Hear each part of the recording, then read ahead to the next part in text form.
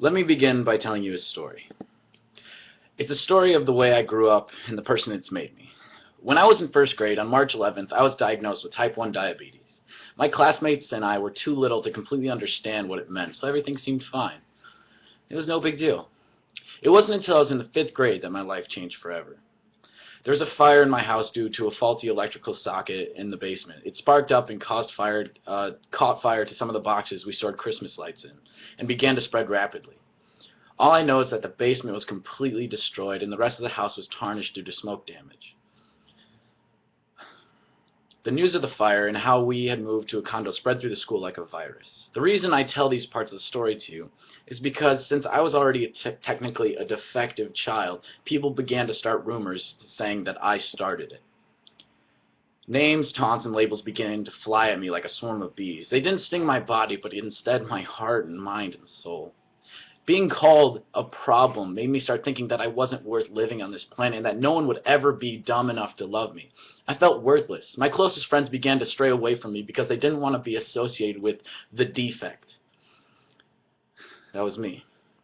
I was completely and utterly alone. I didn't legitimately have friends for a good 4 years. Nearing the end of this solitude, I was seriously depressed. I felt that there was no returning to the life that I had before, and I would forever be a problem.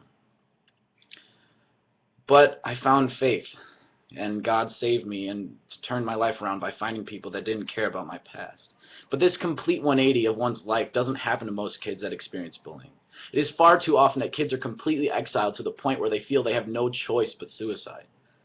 Why is bullying still a very common practice in schools around the world, and why do adults and teachers turn a blind eye towards the problem? Why is it when people refer to bullying, they use the phrase, "oh, kids can be kids," and avoid the real problem ever so nonchalantly? This lack of empathy is the part of childhood that this lack of empathy is the main source of why bullying is still present today. Bullying is often viewed as a part of childhood that some kids have to go through, and others don't realize how covertly bullying can actually happen. A single name thrown around about a kid can completely destroy everything that he or she is and everything that he or she dreamt of being. The underestimation of the impact of a name is appalling. Bullying has created so many generations of select kids that do not value their own lives. Yes, there are many anti-bullying programs being integrated into schools throughout the world, and the majority of teachers and parents are unaware of the covert types of bullying.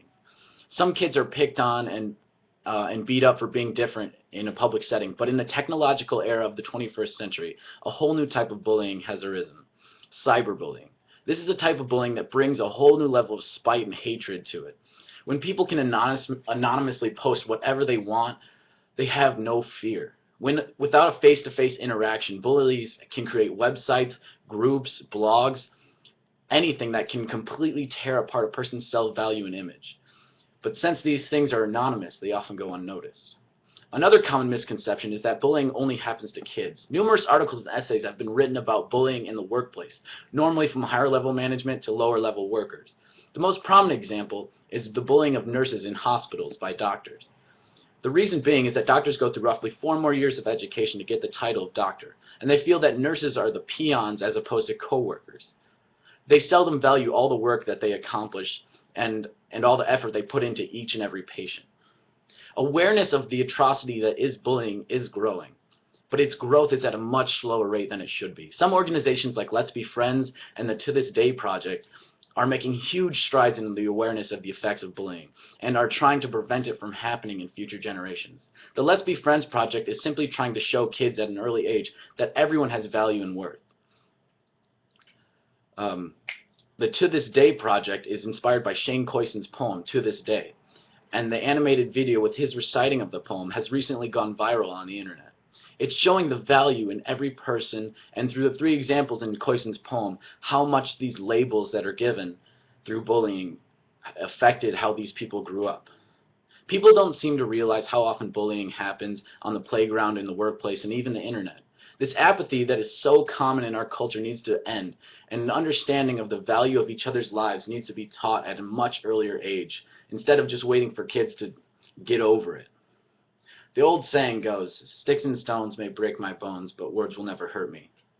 You and I both know that is just not true.